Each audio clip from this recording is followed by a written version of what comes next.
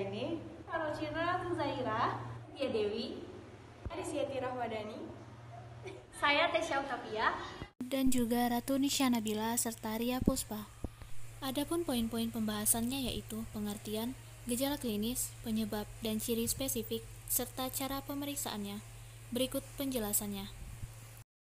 Jadi apa itu sickle cell anemia? Sickle cell anemia itu biasanya disebut dengan sel anemia sel sabit, yaitu suatu gangguan resesif otosom yang disebabkan oleh pewarisan dua salinan gen hemoglobin detektif dari satu buah kromosom masing-masing orang tua. Hemoglobin yang cacat itu disebut hemoglobin HbS, menjadi kaku dan membentuk konfigurasi seperti sabit apabila terpajang oksigen kadar rendah. Jadi, ciri spesifik dari sickle cell itu ada 5.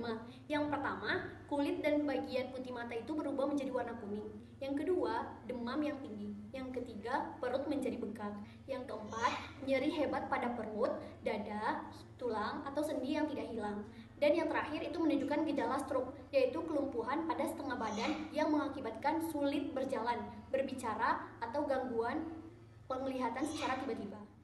Pada tahap awal penyakit ini, sel darah merah yang telah mengalami polimerisasi masih dapat kembali ke bentuknya semula jika mengalami oksigenasi. Nah, ada beberapa faktor yang mempengaruhi proses dari polimerisasi itu. Yang pertama, oksigen. Ketika oksigen terlepas dari sel darah merah untuk menuju ke jaringan tubuh, hal ini akan memacu terjadinya polimerisasi karena pada saat itu hemoglobin mengalami deoksigenasi. Yang kedua, itu konsentrasi hemoglobin S darah dapat memicu terjadinya polimerisasi yang pada umumnya ketika konsentrasinya melebihi 20,8 gram per desiliter. Yang ketiga itu ada suhu. Suhu ini mempengaruhi keadaan kekentalan dari deoksihemoglobin S. Deoksihemoglobin S akan mengalami pencairan bila mengalami pendinginan. Tetapi perlu diperhatikan pula bahwa pendinginan tersebut dapat memperburuk keadaan penderita sebab akan menyebabkan terjadinya vasokonstriksi. Gejala klinis dari sickle cell anemia ini penyumbatan pembuluh darah dapat disebabkan oleh penderita mengalami demam, dehidrasi, suhu dingin, kehamilan, tekanan emosional maupun asidosis. Penyumbatan ini akan dirasakan oleh penderita sebagai rasa nyeri. Hand foot syndrome ditandai dengan adanya pembekakan pada punggung tangan dan kaki, neuritemotes, dan disertai dengan demam dan peningkatan jumlah leukosit.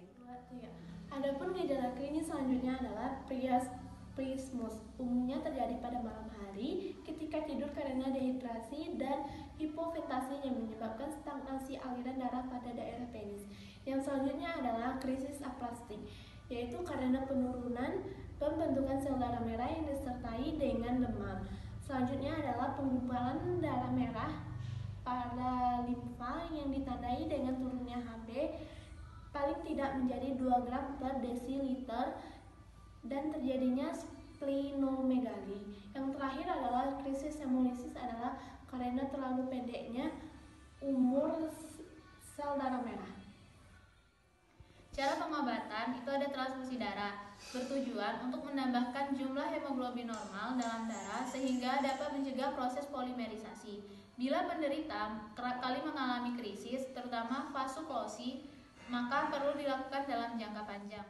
Yang kedua yaitu ada terapi. Transfusi darah bertujuan untuk menambahkan jumlah hemoglobin normal dalam darah sehingga dapat mencegah proses polimerisasi tadi. Nah, terapi gen itu menggunakan stem cell dan virus sebagai vektornya. Transplantasi sumsum tulang mengaktifkan sintesa HbF, pemberian agen antisikling, penurunan MCHC. Jika terjadi krisis, berikan suasana hangat, infus salin fisiologik 3 liter per hari, dan atasi infeksi serta berikan analgesik secukupnya. Jangan lupa like, comment, and share.